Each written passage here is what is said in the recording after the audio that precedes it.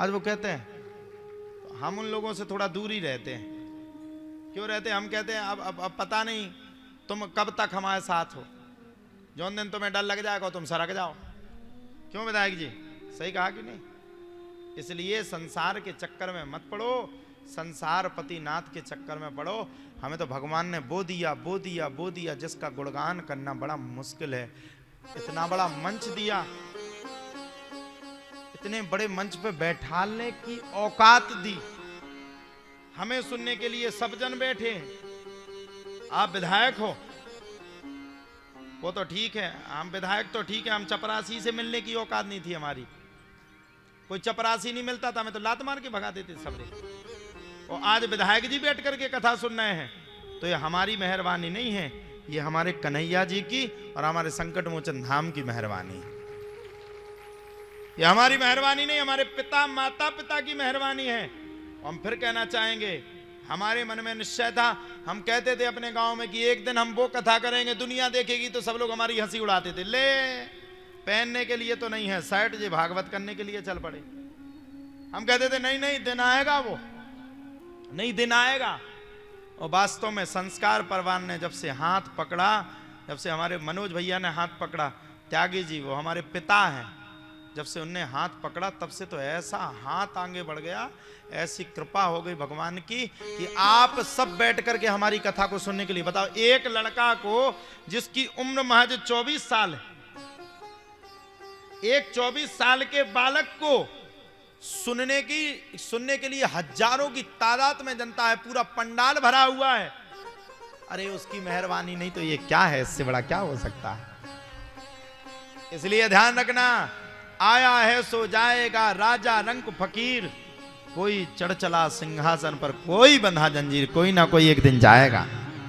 हम लोगों के पास पैसा नहीं होते थे, हम अपनी बहन को नहीं पढ़ा पाते थे बचपन में। हमारी जिंदगी में बड़े बुरे दिन थे, हम बहन को नहीं पढ़ा पाते थे। हमने तुरंत निर्णय लिया, जिस दिन से हम संकट मोचन धाम के महंत बने उसी दिन से हमने तत्काल निर्णय लिया कि आज से अभी से हम गरीब बच्चियों के लिए राधा पाठशाला बनवाने का काम करेंगे। हमने वहां पे संकल्प लिया राधा पाठशाला बनवाने के लिए, और राधा पाठशाला बनवाने के लिए निरंतर काम कर रहे हैं। इसलिए दुनिया आपको माने ना माने, भगवान को मानना चाहिए। एक बार बोलना पड़ेगा राधे राधे। चलो बात तो खूब व्यथा हो गई, कथा तो हुई नहीं।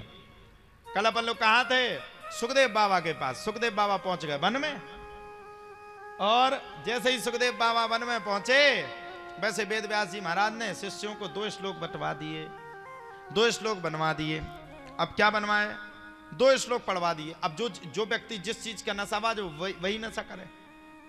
ट्रेन में चले जाओ आप, गांजे गांजे पीने वाले होंगे, कितने दूर के होंगे, लेकिन फुक्कू फुक्कू भाई हो जाएंगे, पी पा के फ्री हो जाएंगे।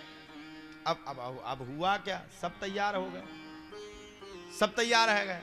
अब जैसे ही सब तैयार है गए, तब तो कहा जाता है सुखदेव बाबा को मात्र 2 श्लोक सुनाए, मात्र 2 श्लोक। और जैसे ही सुखदेव बाबा को 2 श्लोक सुनाए, दौड़ करके पहुंच गए, अरे भैया ये तो भागवत के बड़े सुंदर श्लोक हैं, इसमें तो भगवान के नाम का केंद्र बिंदु रखा गया है, इसमें तो भगवान के नाम को माना गया है। अरे हम तो सुनना चाहेंगे, चलो पिताजी के पास। पहुंच गए पिताजी के पास, तो हम सबके बीच में श्री ब्रजभूषण राजपूत जी, विधायक जी, चरखारी से आप हैं। एक बार जोरदार ताली से विधायक जी का स्वागत करें। लिखने वाले ने, साथ ही साथ में श्री वैभव जी, कुल पहाड़ चेयरमैन, इनके लिए भी एक बार ताली हो जाए। श्री संदीप राजपूत जी, आप ब्लॉक प्रमुख हैं, आ जाइए। श्री निर्भय जी, आप भी आ जाइए। श्री प्रकाश अनुरागी, ब्लॉक प्रमुख पनवाड़ी, आप भी आ जाइए। वाह वाह, आ जाओ, ताली बजा दो भाई हमारे नेताजी के लिए। हम सबके बीच में आप पधारे अपना बहुमूल्य समय लेकर के।